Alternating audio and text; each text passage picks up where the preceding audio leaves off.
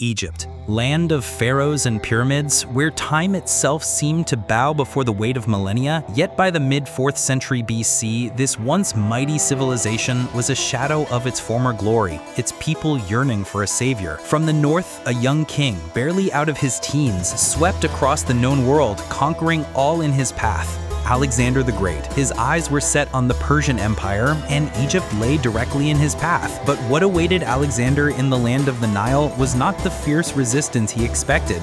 Instead, he found a people desperate for liberation, a culture ripe for transformation, and a destiny that would intertwine his name with the very soul of Egypt forever. This is the story of how a conqueror became a pharaoh, a god, and a legend. This is the story of Alexander in Egypt. By the mid-4th century BC, Egypt was a land where time seemed to stand still. The ancient pyramids, like the step pyramid of Djoser at Saqqara, had watched over the desert sands for over 2 millennia. The legacies of pharaohs like Nefertiti, Akhenaten, and Tutankhamun were already 1,000 years old, their names whispers on the desert wind. Yet Egypt's glory had faded due to foreign invasions and internal strife, leaving its people yearning for a revival. In 332 BC, as the sun bathed the Nile in gold, a young Macedonian king named Alexander appeared. Barely in his teens, Alexander the Great had already carved a path of conquest across the known world. His eyes were set on the Persian Empire, which spanned from the Aegean Sea to India. In just 2 years, he had crushed Persian power in battles like Issus, defeating King Darius III, and had taken the cities of Tyre and Gaza. As Alexander approached Egypt's borders, anticipation hung in the air. The land was under Persian rule, governed by satraps who had oppressed the Egyptians. Memories lingered of Persian kings like Cambyses II and Artaxerxes III, accused of desecrating temples and killing the sacred Apis bull, an affront to Egyptian faith. The Egyptians, burdened by these offenses, watched as Alexander's army neared. But instead of resistance, Alexander was welcomed with open arms. Egyptian priests and nobles saw him as a liberator who would free them from Persian domination. The Persian governor surrendered without a fight. As Alexander entered Memphis, the traditional capital along the Nile, the city erupted in celebration. Amid Memphis's grandeur, with its towering temples and bustling bazaars, Alexander showed wisdom beyond his years. He honored his Macedonian heritage by hosting Greek athletic games and musical contests, filling the air with music and cheers. Yet, he also immersed himself in Egyptian culture. Most profoundly, he paid homage to the Apis bull, a sacred animal symbolizing kingship and divinity. In the sanctuaries of Memphis, Alexander approached the priests of Apis. The bull, adorned with divine symbols, embodied Ptah in life and Osiris after death. By sacrificing to Apis, Alexander did more than perform a ritual. He bridged 2 worlds. The Egyptians saw him as a ruler who respected their gods and traditions, a stark contrast to past Persian sacrilege. Word spread along the Nile, the new pharaoh honored the old ways. This gesture resonated deeply with the people. In the Serapeum at Saqqara, where massive granite sarcophagi housed mummified Apis bulls, priests might have whispered prayers of gratitude. Though it's uncertain if Alexander visited these catacombs, his reverence left an indelible mark. As the sun set over the Nile, casting shadows across the temples, Alexander stood at destiny's crossroads. Egypt had embraced him, and he embraced its spirit. He was no longer just a conqueror. He was becoming part of Egypt's eternal story. But his journey was far from over. The whispers of oracles and the allure of divine favor beckoned him further. Greater challenges and revelations awaited, a path that would intertwine his fate with Egypt in unimaginable ways. With the Nile receding behind him, Alexander gazed toward the Mediterranean. An idea took root, a city bearing his name, standing as a beacon of knowledge and culture. On shores where sea met delta, he founded Alexandria. Meticulously planned with wide avenues and grand edifices, the city embodied a fusion of Greek and Egyptian aesthetics. It was to be a hub where scholars and merchants from all corners converged. Yet a deeper calling stirred within Alexander, a yearning to understand his place in the cosmos.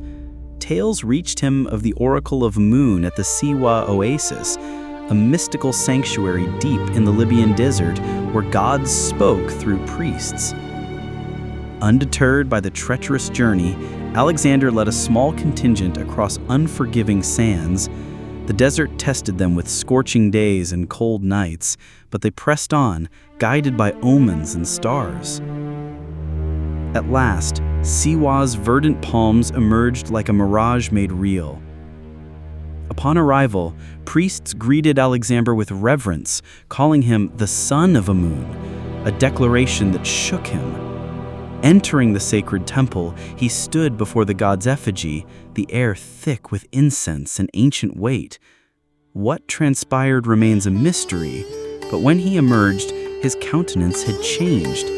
The divine had spoken, affirming his destiny not just as a king, but as a god among men. This revelation was more than personal enlightenment. It was a powerful tool. Proclaimed the son of Amun, whom Greeks identified with Zeus, Alexander's authority now had divine backing. This elevated status resonated in Egypt, where pharaohs were seen as gods on earth. Returning, Alexander's army rested along the Nile's banks. Soldiers mingled with locals. Stories were exchanged. Cultures intertwined. In spring 331 BC, with the Nile rising, Alexander prepared to depart. His gaze turned eastward, toward Persia's remaining might, but Egypt had left its mark on him. Evidence of his impact endured long after.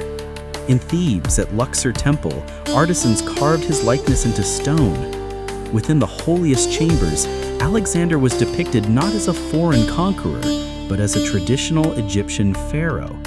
Clad in royal regalia, he offered tributes to gods like Amun-Ra, his features immortalized alongside ancient rulers.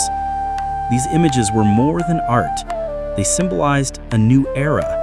Alexander's embrace of Egyptian customs signified a cultural fusion that would shape the region for centuries. Egyptians saw in him a continuation of their divine lineage. Greeks found in Egypt a wellspring of wisdom. As years unfolded, Alexandria flourished beyond imagination. The great library amassed knowledge from across the world, becoming a beacon of learning.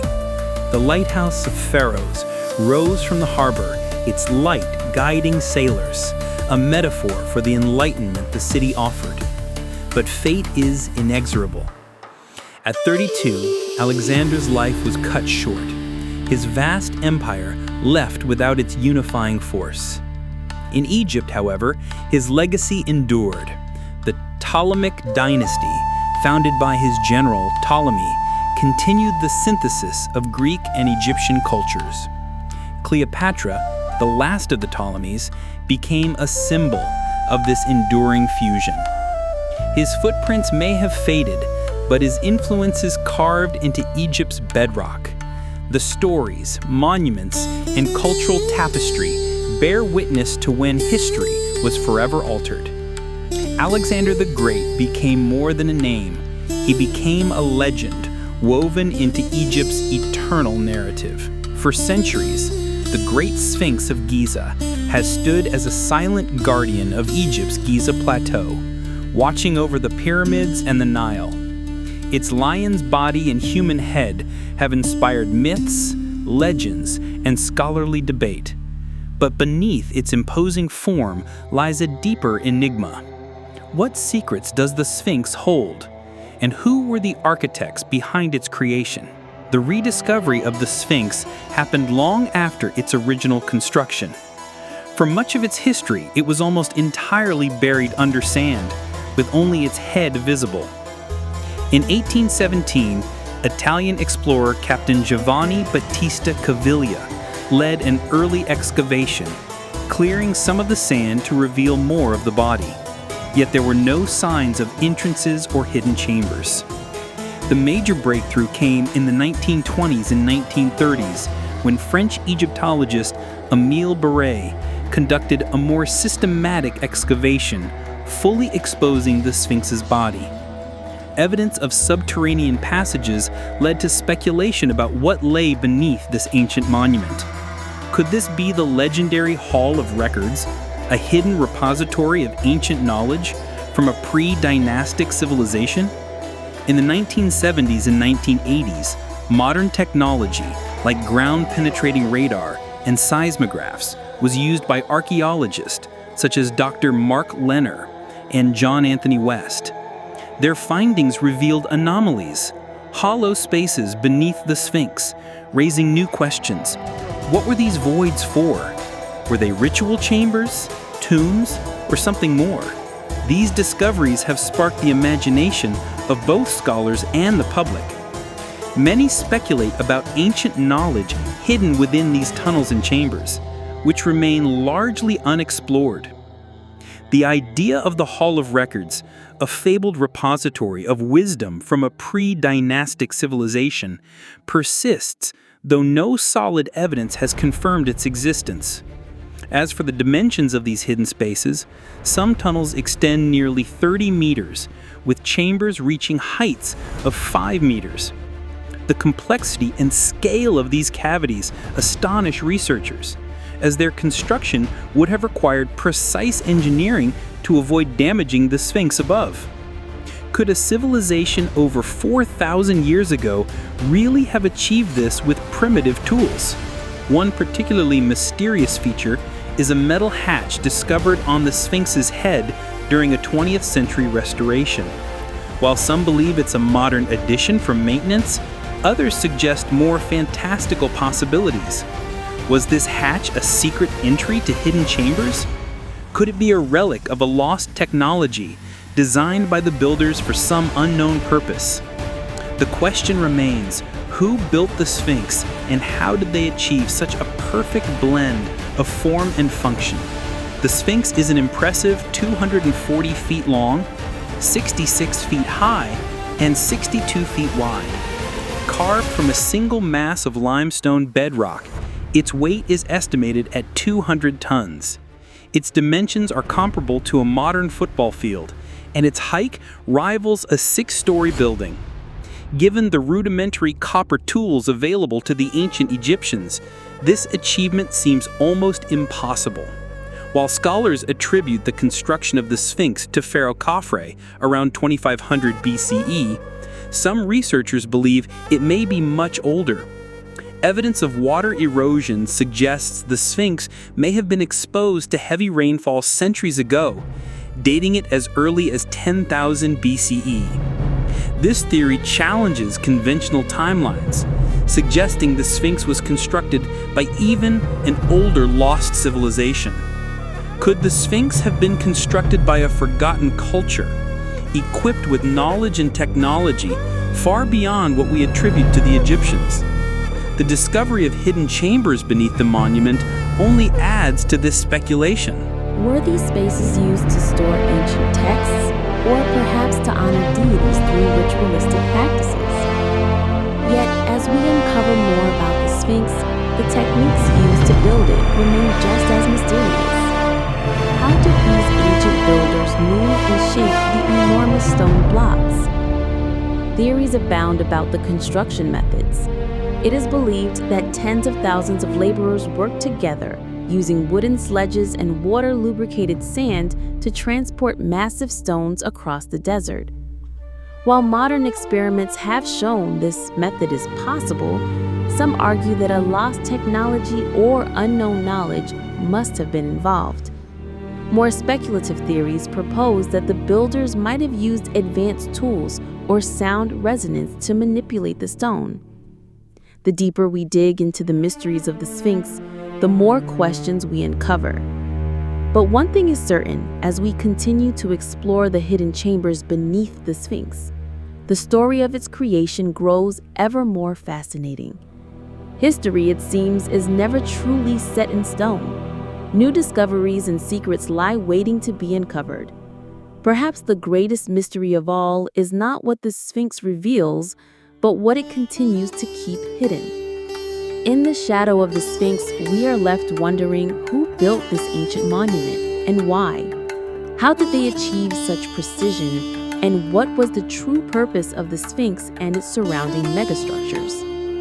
The most common theory is that the Sphinx was commissioned by Pharaoh Khafre, who also built the second largest pyramid on the Giza Plateau. but some evidence calls this theory into question. Water erosion patterns on the Sphinx's body suggest it could be far older, possibly dating back to 10,000 BCE when Egypt experienced heavier rainfall. If this is true, it would mean the Sphinx predates the Egyptian civilization by thousands of years, suggesting the existence of a forgotten culture. Could this lost civilization have been responsible for building the Sphinx? And if so, why are there no other traces of their presence? These questions fuel conspiracy theories that continue to captivate the imagination. One theory proposes that the Sphinx was built not as a tomb, but as an astronomical observatory. Its alignment with the constellation Leo during the vernal equinox suggests a connection to the stars, possibly serving as a marker of time or even a communication device with other worlds. Another theory suggests that the Sphinx and pyramids were part of an ancient energy system. Some believe the pyramids were energy generators, with the Sphinx acting as a control mechanism. The alignment of these structures with the Earth's magnetic field, combined with their proximity to the Nile, supports this idea. Though no concrete evidence backs this claim, it remains a compelling alternative explanation for their purpose. But the mysteries don't stop there. What other secrets might be hidden beneath the Sphinx? Beneath the Sphinx, unexplored chambers continue to spark speculation. Could these be the fabled Hall of Records? According to legend, this hidden vault contains the lost wisdom of an ancient civilization, possibly Atlantis. Though no one has conclusively discovered it, the search for the Hall of Records continues to intrigue explorers. And then there are those who believe the Sphinx builders had help from beyond this world. Extraterrestrial theories surrounding the Sphinx have persisted for decades. Some claim that the precision and scale of its construction are too advanced for the period, suggesting ancient Egyptians had assistance from extraterrestrial visitors. While this remains in the realm of science fiction, it highlights the fascination the Sphinx holds over the human imagination. Yet, even without the intervention of alien hands, the Sphinx and its surrounding pyramids are marvels of engineering. As we stand before the Sphinx, we are left with more questions than answers. What was its true purpose? Who were its builders? And why does it continue to mystify us after thousands of years? And so, the great Sphinx of Giza remains, watching over the desert, guarding secrets that may never be fully understood. What lies beneath its pores, in hidden chambers, or in the past still waiting to be uncovered? Only time and perhaps future discoveries will reveal the answers. Until then, the Sphinx will keep its secrets, waiting patiently for the day when we are ready to understand what it truly has to tell us. A desolate landscape stretches before us, a mere 180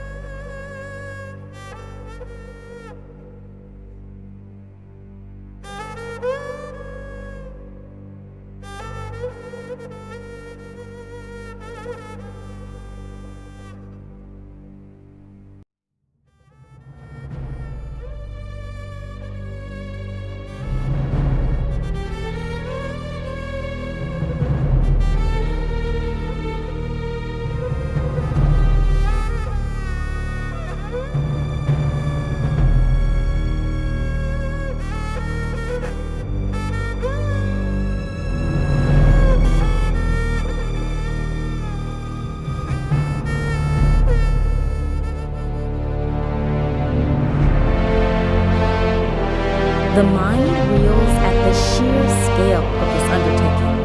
In 1939, French Egyptologist Pierre Montet made a discovery that should have rivaled Howard Carter's find in About the Kings.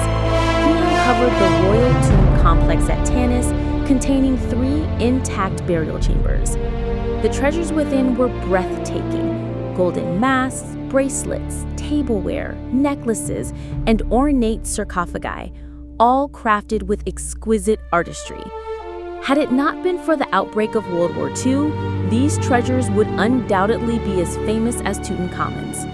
Even today, Montet's discoveries at Tanis are relatively unknown, overshadowed by the more publicized finds.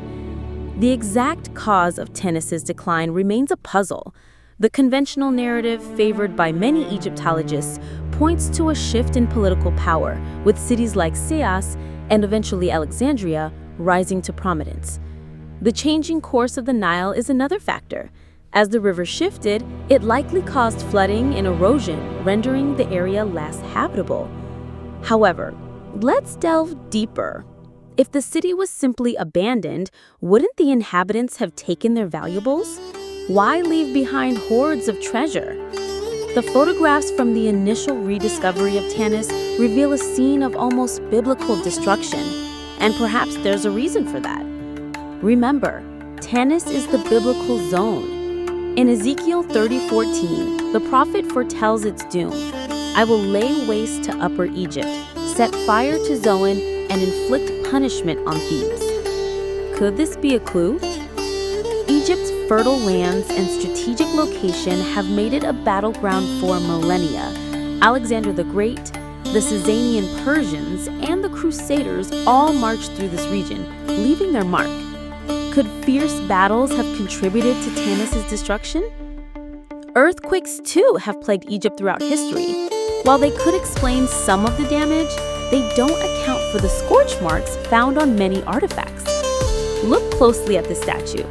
The right side of its face shows clear signs of intense heat. Granite requires temperatures exceeding 1200 degrees C to exhibit such damage. Was this divine retribution?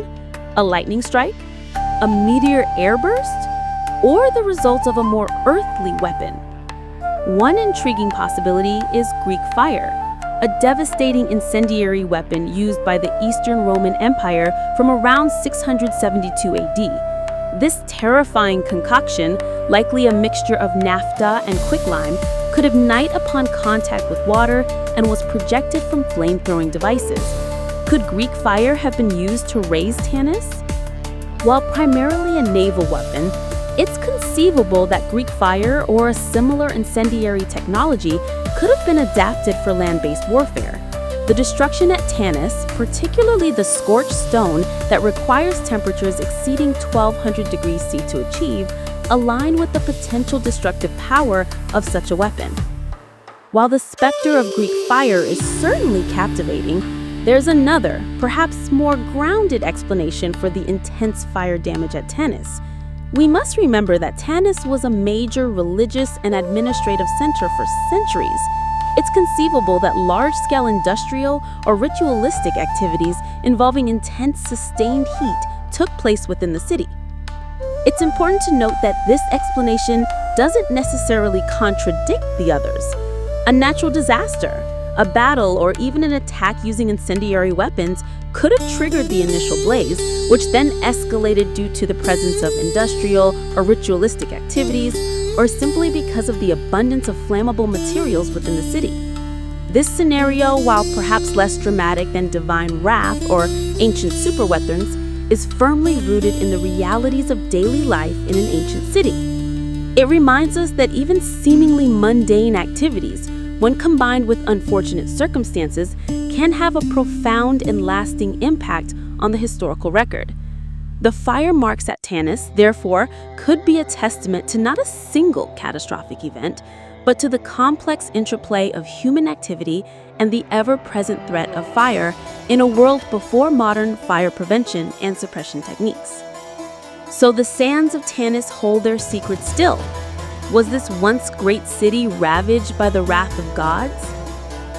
As the ancient text suggests, the story of Tanis is a reminder that the past is never truly gone. It lingers, buried beneath the sands, waiting to be rediscovered, reinterpreted, and perhaps to teach us lessons that resonate even in our own time. Nestled near the Fayum oasis, the Hora pyramid site may appear unremarkable today, but to ancient historians, it was a place of awe and grandeur. Herodotus, often called the father of history, described it in terms that still leave modern scholars in awe.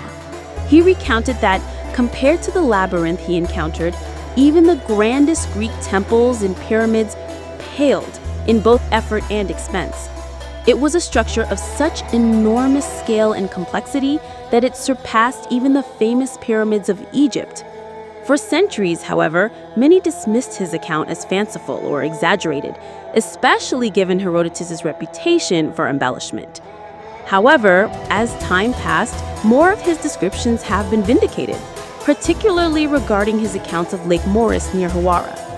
He spoke of 2 pyramids rising nearly 93 meters above the surface of the water, each crowned with a seated stone statue. In the late 19th century, famed British archaeologist Flinders Petrie confirmed the presence of 2 seated colossi, each about 18 meters high and made of hard quartzite sandstone. This discovery was one of many would lend credence to Herodotus' words. The site of the Hawara pyramid holds far more than just these statues. When researchers began to investigate the pyramid itself, they unearthed evidence of remarkable ancient engineering.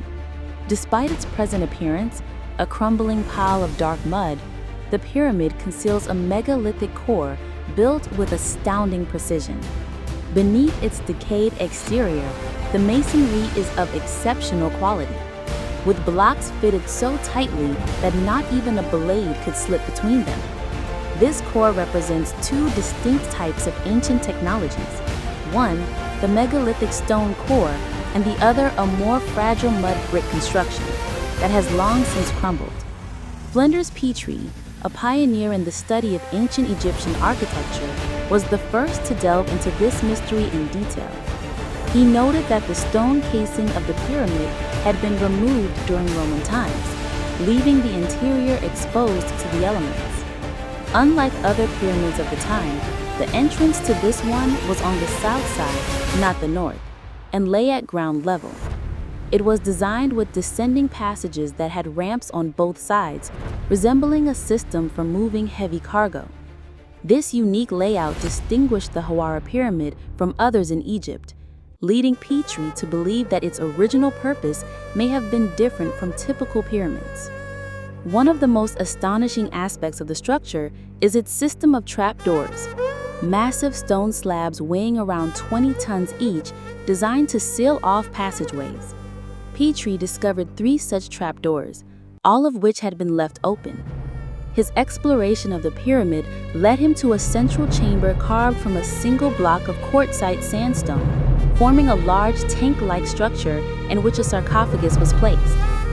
This colossal monolith, weighing over 110 tons, had been hewn with such precision, Petrie marveled at the technical skill required to carve and place such an enormous block of stone into a carefully excavated hollow. What truly puzzled Petrie, however, was the design of the tomb itself. There was no visible entrance, and the only way the pharaoh's body could have been placed inside would have been during the construction of the pyramid. Even more curiously, no inscriptions were found inside the chamber or on the sarcophagus, a rarity for a royal tomb. Instead, Petrie found only traces of charred bones, charcoal, and remnants of burnt diorite, suggesting that whatever had once been inside the sarcophagus had been deliberately destroyed by fire. The mystery deepened when Petrie examined a second sarcophagus in the chamber, one that appeared to have been added after the pyramid's construction. This later addition was smaller and lacked the technical precision of the original sarcophagus, raising questions about the purpose and timeline of the additions to the tomb. It was as though the pyramid had been used for multiple distinct purposes over time, each contributing to its enigmatic history.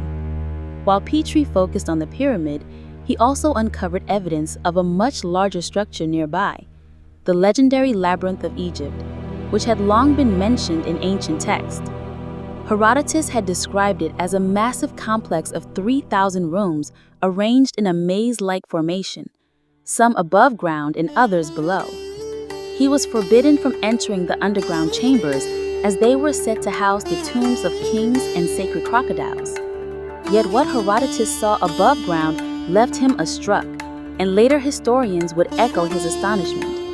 Strabo, a Greek geographer who visited the site centuries later, described the labyrinth's monolithic ceilings and walls, each constructed from enormous slabs of stone. When Petrie began excavating the area in front of the Hawara Pyramid, he uncovered evidence of this labyrinth beneath the remains of a later village. Beneath the village, he found layers of stone chips and fragments, the remains of what had once been an enormous stone structure. He concluded that this was indeed the foundation of the fabled labyrinth. His findings aligned with the ancient accounts.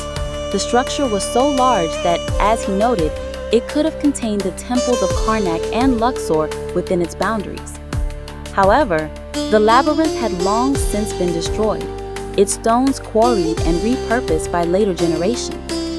All that remained were the foundations and fragments, a ghost of the massive structure that had once stood there. And yet, despite the extensive damage, Petrie's findings suggested that this labyrinth had been far more than just a building. It was a monumental work of engineering and architecture that had once awed the ancient world. As we delve deeper into the mysteries of Hawara, it becomes clear that this site still holds secrets waiting to be uncovered. The labyrinth described by Herodotus, Strabo, and other classical writers may not be entirely lost. In fact, modern technology has revealed tantalizing clues that suggest much of it may still lie hidden beneath the sands, waiting to be rediscovered. In the 21st century, new technologies have allowed researchers to explore the Hawara site in ways that Petrie could only have dreamed of. Ground-penetrating radar and other advanced tools have given archaeologists the ability to peer beneath the surface without disturbing the ancient ruins. One such expedition in 2008, led by the Mataja Project, a team of geophysicists, used radar technology to investigate the area beneath what Petrie had identified as the foundation of the labyrinth. What they discovered was nothing short of remarkable, a vast network of walls and chambers buried deep beneath the surface. Their findings suggested that what Petrie had thought was a foundation might actually have been the roof of the labyrinth, which could still exist underground. وانت بتسمع عن كل ده عقلك يلف من الدهشة. المكان ده هرم هوارة ما كانش بس تماثيل، ده كان شاهد على عظمة هندسية مذهلة. لما الباحثين بدأوا يفكوا أسرار الهرم لقوا دليل على عبقرية في البناء ما يحصلش غير كل كام ألف سنة. رغم إن شكله النهاردة كومة طين سودة متآكلة، جواه نواة صخرية ضخمة مبنية بضغطة تخليك تقول إزاي؟ الأحجار مترصة بدرجة إن السكينة ما تدخلش بينها. النواة دي فيها تقنيتين قديمتين مختلفتين. النواة الصخرية الميجاليسية ضخمة جداً وبنية من طوب طين ضعيف اتحلل مع الزمن. عالم الآثار البريطاني فليندرز بيتري كان أول واحد يتعمق في لغز الهرم ده. قال إن الكسوة الصخرية للهرم اتشالت في عهد الرومان ويسابوه مكشوف للرياح والرمال.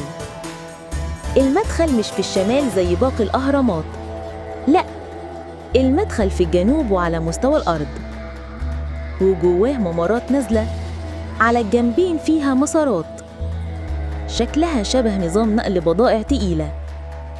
التصميم ده ما حصلش في أي هرم تاني، وده خلى بيتري يعتقد إن الهرم ده كان ليه وظيفة مختلفة تماماً عن الباقي.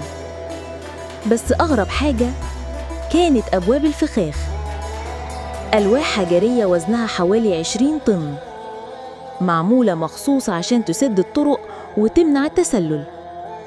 بيتري لقى 3 أبواب من النوع ده، بس ال3 كانوا مفتوحين. ولما دخل الغرفة المركزية لقى حجرة منحوتة بالكامل من كتلة واحدة من صخر كوارتزايت، عاملة زي الخزان الكبير وفيها تابوت ضخم. الكتلة دي وزنها أكتر من 110 طن، ومنحوتة بدقة تخلي أي حد يقف يفكر إزاي قطعوها وإزاي دخلوها جوه كده. لكن اللي حير بيتري أكتر، مفيش مدخل ظاهر للغرفة. يعني الجثة الملكية لو كانت موجودة لازم تكون اتحطت وقت بناء الهرم نفسه. والأغرب، مفيش أي نقش ولا كتابة ولا رسومات، لا على التابوت ولا على الجدران. وده نادر جداً في مقابر الملوك. بدل كده بيتري لقى عظام محروقة وفحم وبواقي ديوريت محروقة. يعني اللي كان جوه التابوت تحرق عن قصد. الغموض كمل لما لقى تابوت تاني في نفس الغرفة، أصغر وبين إنه متركب بعد بناء الهرم، وبدائي أكتر من الأول، مش بالدقة الرهيبة دي. يعني كأن المكان استخدم لأغراض مختلفة والأشخاص مختلفين وعلى مر العصور. ولما خلص شغله في الهرم، بيتري حفر في المساحة اللي قدامه، وهنا لقى المفاجأة، المتاهة الأسطورية اللي الناس كانت بتتكلم عنها من آلاف السنين. هيرودوت وصفها وقال إن كان فيها 3000 غرفة، بعضها فوق الأرض وبعضها تحت الأرض. قال كمان إنه ما كانش مسموح له يدخل الجزء السفلي عشان فيه مقابر ملوك وتماسيح مقدسة. وحتى المؤرخ اليوناني سترابو وصف الجدران والسقف وقال إنها كانت معمولة من كتل صخرية ضخمة. بيتري حفر تحت بيوت القرى اللي اتبنت فوق المكان، ولقى كتل صغيرة وبقايا نظام صخري ضخم. استنتج إن ده كان أساس المتاهة اللي الكتب اتكلمت عنها. قال إن المبنى ده كان كبير لدرجة إنه كان يساع معابد كرنك ولوكسور جواه.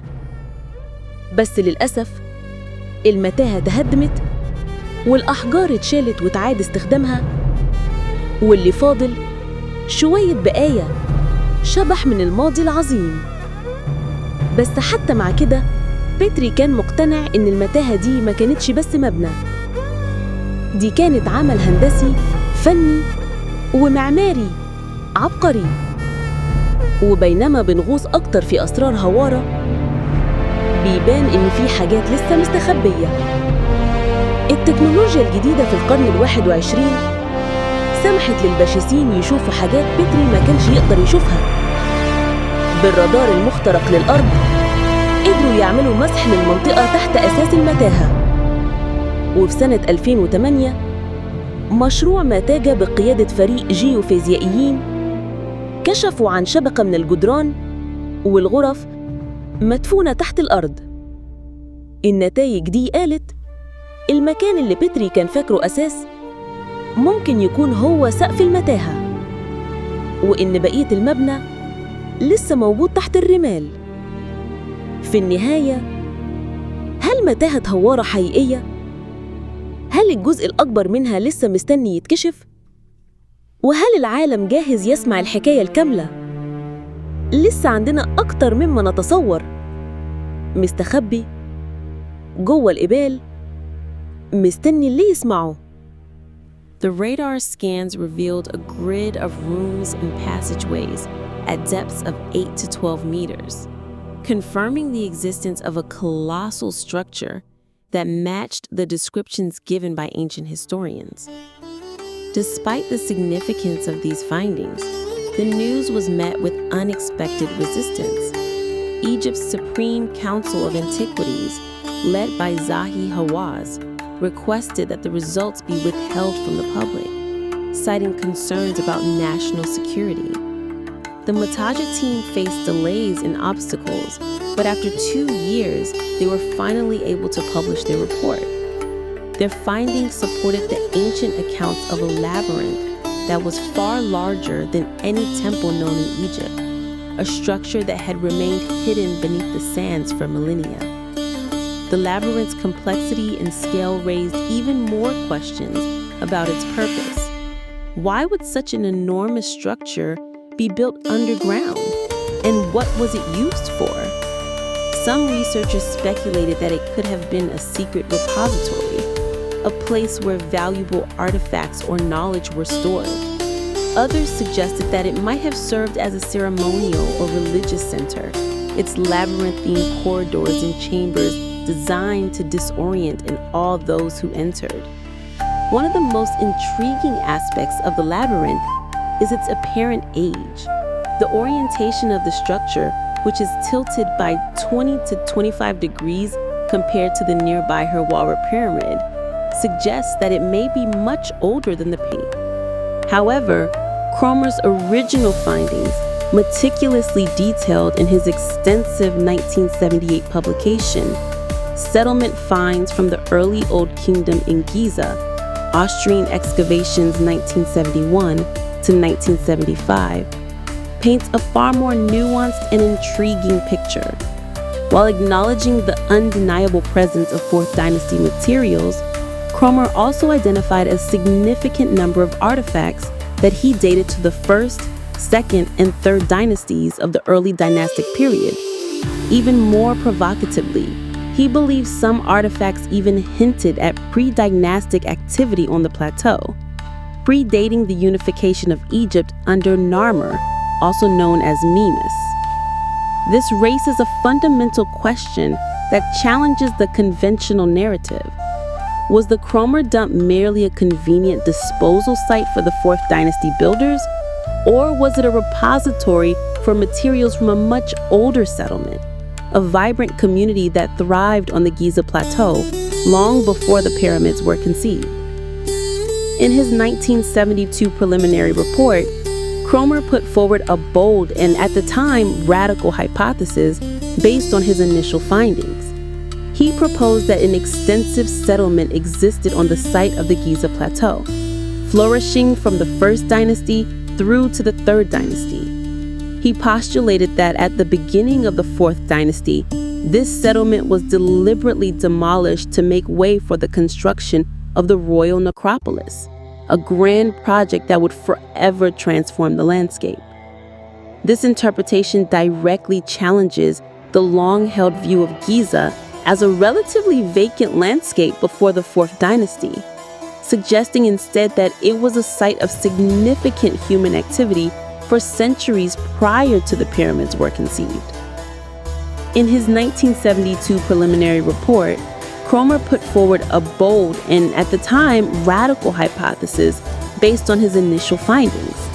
He proposed that an extensive settlement existed on the site of the Giza Plateau, flourishing from the 1st dynasty through to the 3rd dynasty. He postulated that at the beginning of the 4th dynasty, this settlement was deliberately demolished to make way for the construction of the royal necropolis, a grand project that would forever transform the landscape.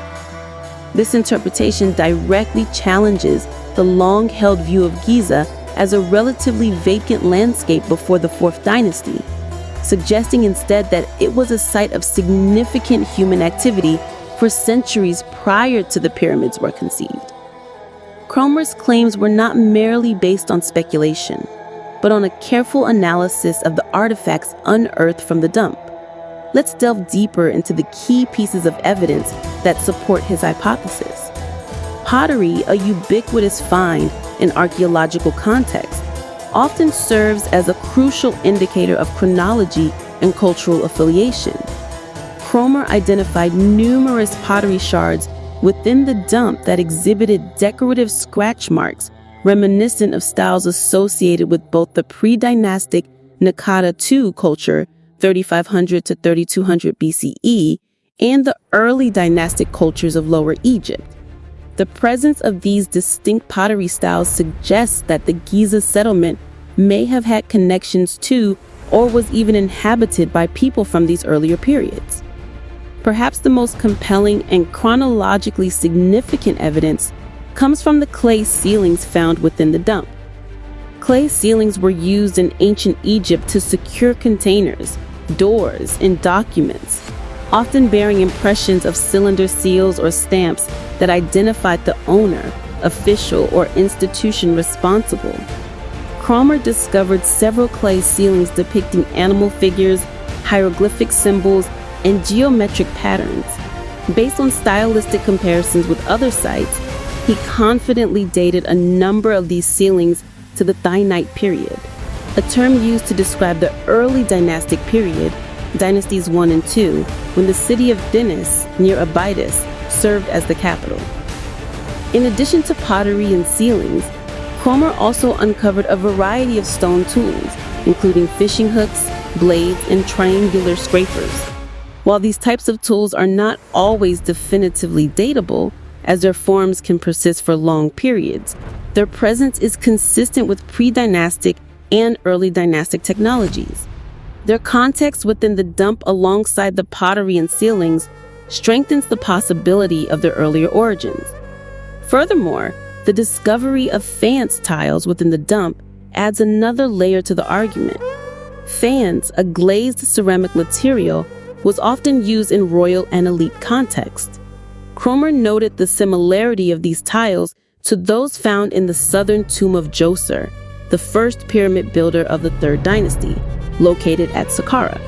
This similarity suggests that structures of some significance, possibly even royal or administrative buildings, may have existed at Giza prior to the Fourth Dynasty.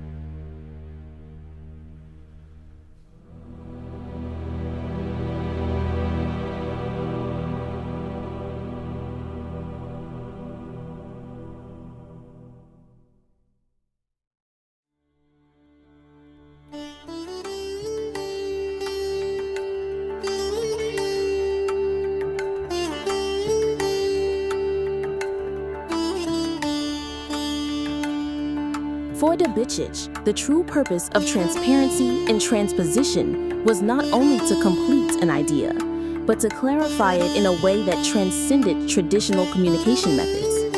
As we explore the mysteries of the Temple of Luxor, it becomes clear that the ancient Egyptians had a unique understanding of art and science.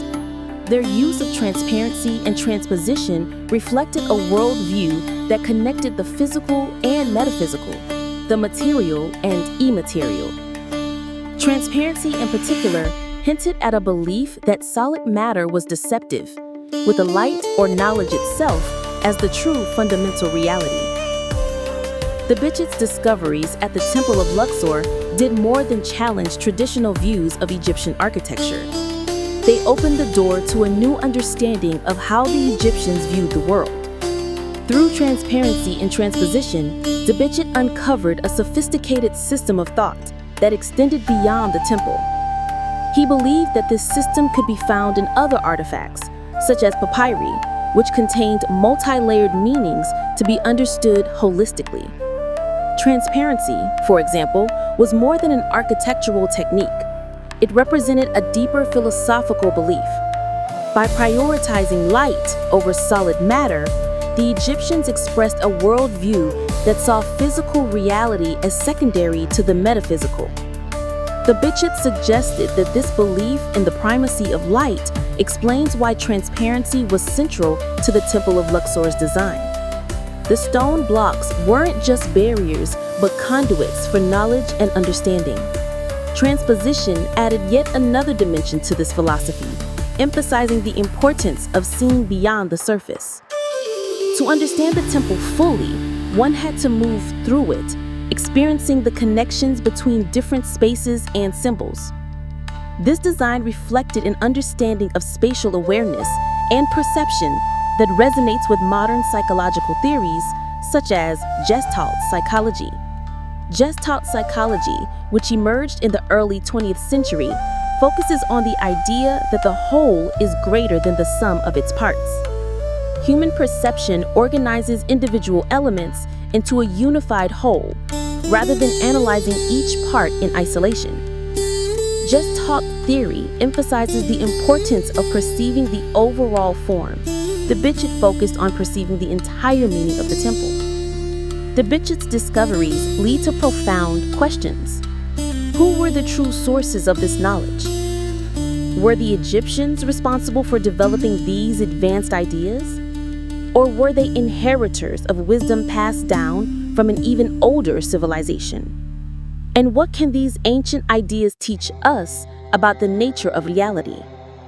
By connecting ancient Egyptian concepts with modern scientific theories, we uncover new insights into the mysteries of the past and the possibility that the answers to our most profound questions may lie not in the future, but in the distant past.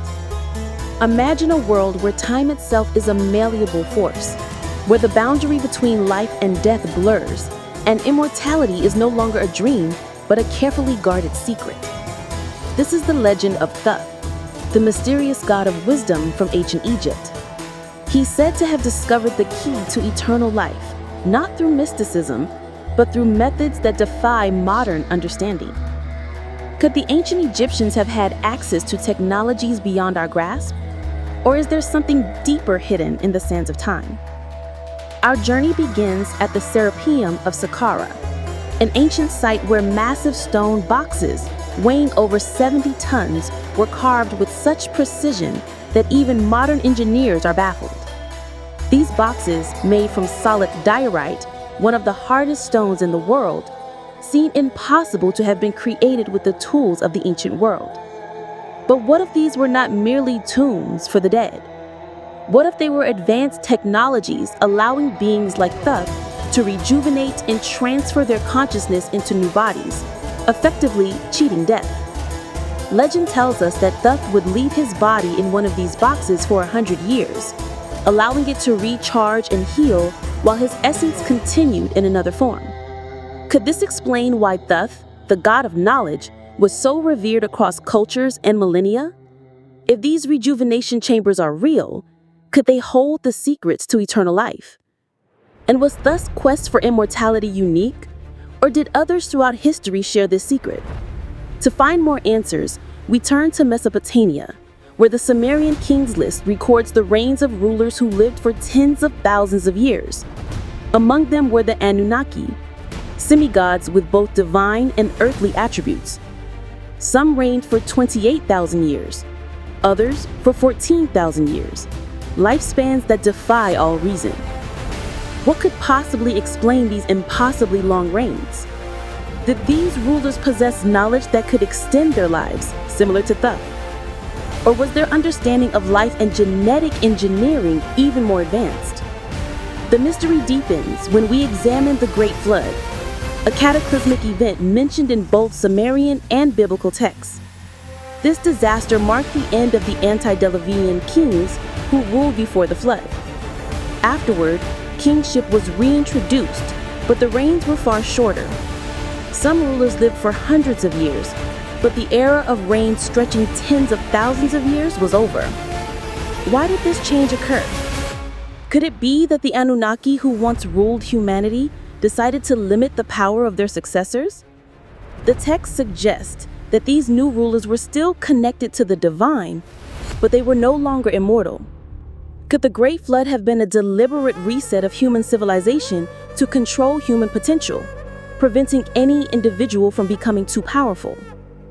This leads us to an intriguing connection between ancient myth and modern science: genetic engineering. We know today that the human genome contains a unique anomaly, chromosome 2, which appears to have been artificially fused.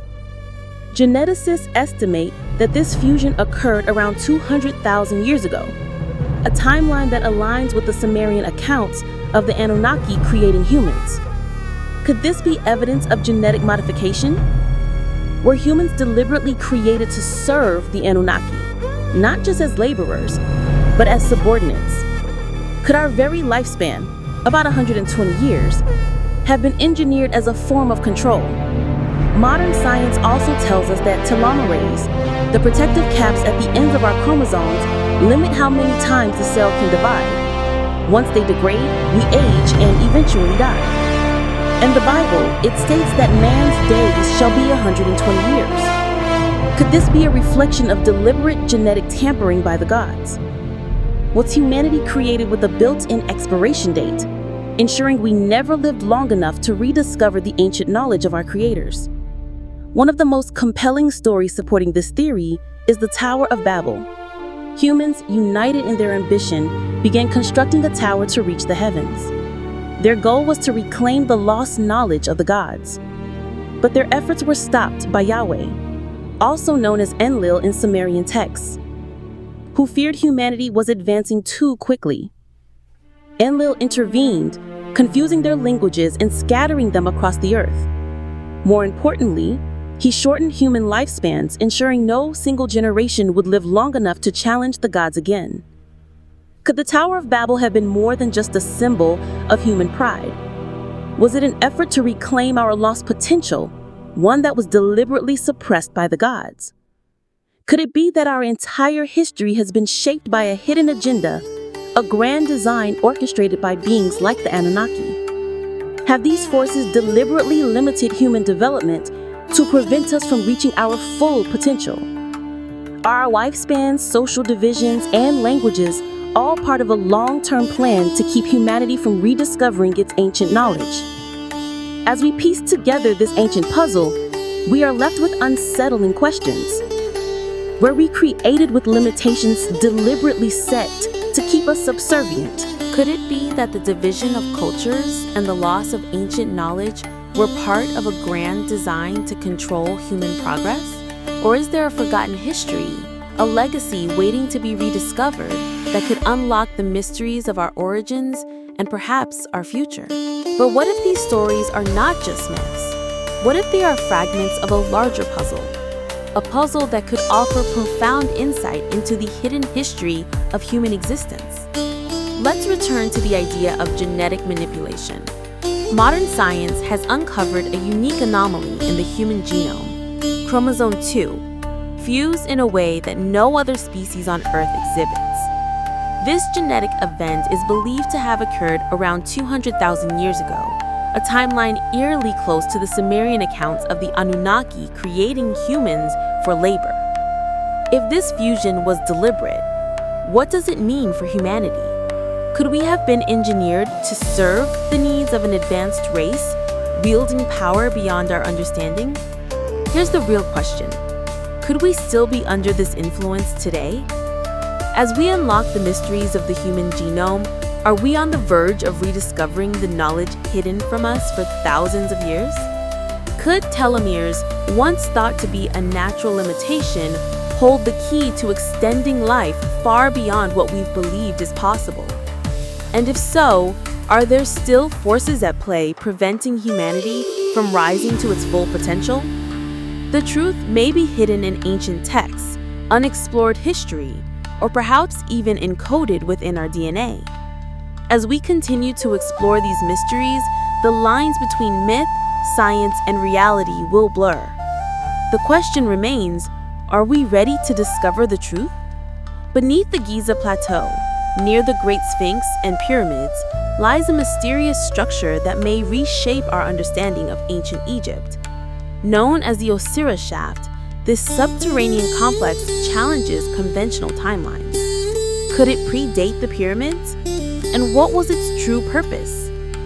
Recent discoveries and a groundbreaking dating method have led Egyptologists to rethink what they thought they knew about this ancient civilization. The Osiris shaft descends 35 meters into the bedrock beneath the causeway leading to the Sphinx. It comprises multiple levels, with the lowest chamber housing a granite sarcophagus, surrounded by water.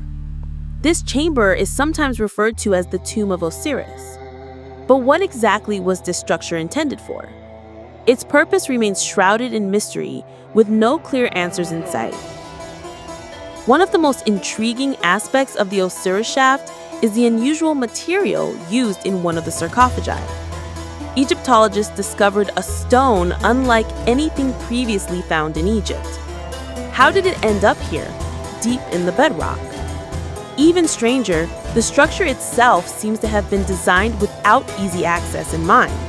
There are no steps or ladders leading down to its depths.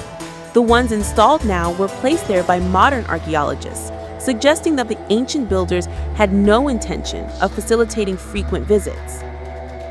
The logistics of moving the massive sarcophagi, some weighing up to 40 tons, further deepened the mystery. How were they lowered with such precision into the shaft, which itself was not designed for easy entry or exit? The precision required to lower these gigantic objects without error suggests the technological ability that we do not fully understand. One sarcophagus found on the second level was particularly remarkable. It was covered in a thin film of bitumen, with a metallic coating beneath it. This metal, containing elements like lead and zinc, is puzzling.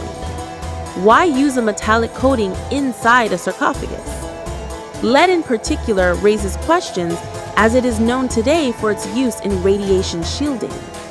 Could the ancient Egyptians have been aware of this?